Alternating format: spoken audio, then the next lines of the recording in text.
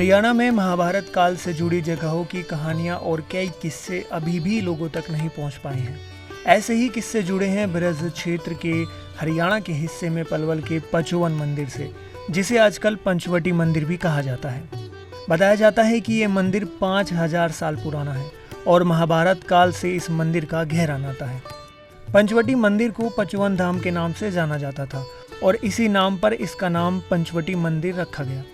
दरअसल अज्ञातवास के दौरान पांडवों ने यहाँ पर निवास किया था और यहाँ उन्होंने भगवान हनुमान की मूर्ति की स्थापना की थी। ये मंदिर जो है कम से कम 5000 साल पुराना है। पांडवकालीन मंदिर है। जब जुआ में इंद्रप्रस्थ को जो हार गए थे पांडव, तो जो वहाँ से जब वो वनवास के लिए चले थे, उनका पहला पड़ाव ये स्थान पड़ा था, जो कि इसको पहले पंचवन के नाम से सब जानते थे।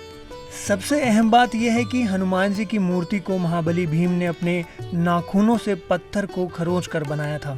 पंचवटी मंदिर प्राचीन नाम गर्ग संहिता के आधार से और ब्रजमंडल महिमा के आधार से पचोवन नाम से जाना जाता है।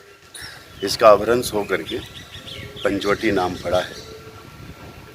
यहाँ पर हनुमान जी पांडवों द्वारा स्थापित हैं।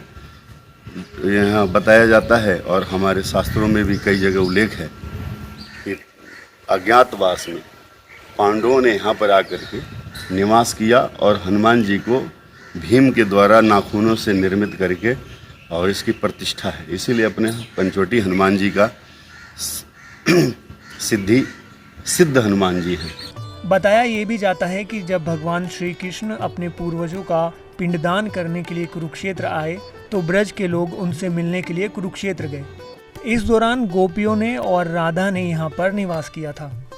यहाँ पर जब ब्रज में ब्रजवासी प्रथम बार जब भगवान कृष्ण अपने युद्ध काल में महाभारत के समय में पितरों को पिंडदान देने के लिए पांडवों के सहित जब कुरुक्षेत्र आए, भगवान कृष्ण द्वारिका चले गए थे जब ब्रज से, उसके बाद जब यहाँ पर आए और ब्रजवासियों को पता लगा कि हमारे कन्हुआ हमारा ब्रजमंडल में पास में पड़ोस में आया है कुरुक्षेत्र में, जो वहाँ पर वो पेहवा के नाम से जाना जाता है, सरस्वती कुंड है, तो वहाँ पर हमारे अपने क्षेत्र के लोगों को पिंडदान देने का प्रथा है।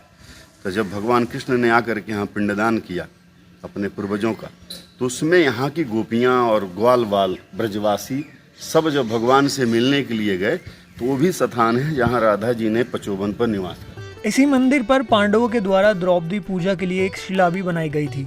पांडवों के द्वारा निवास के दौरान यहाँ पर पंच पीपल पेड़ लगाया गया। उस पंच पीपल पेड़ की सबसे खास बात यह है कि जिस तरह से पांडवों के शरीर की बनावट थी, ठीक उसी प्रकार इस पंच पीपल पेड़ की बनावट है। एक ही बीड़ से पीपल के एक साथ में 5 पेड़ निकले और जिस तरह से भीम बलशाली थे, उसी तरह यहाँ एक पेड़ सबसे अधिक बलशाली है। वहीं दूसरे पांडवों की तरह बाकी के पीपल के पेड़ों का आकार बना है। पेड़ का भी जो आकृति है, जैसे उनमें भीम मोटा थे, अर्जुन उसी तरह से नकुल, सहदेव और सारे 5 भाई पांडवों के जैसे ही वो पेड़ अपने आकार में है।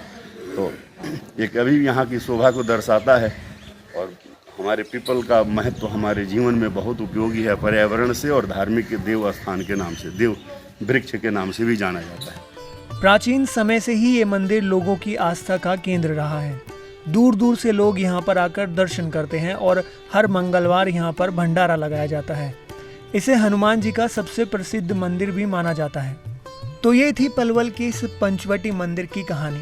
आगे भी हम आपको महाभारत काल और अन्य कालों से जुड़े किस्से और कहानियां ऐसे ही बताते रहेंगे। ईटीवी भारत हरियाणा के लिए फरीदाबाद से रुस्तम जाखड़ की रिपोर्ट।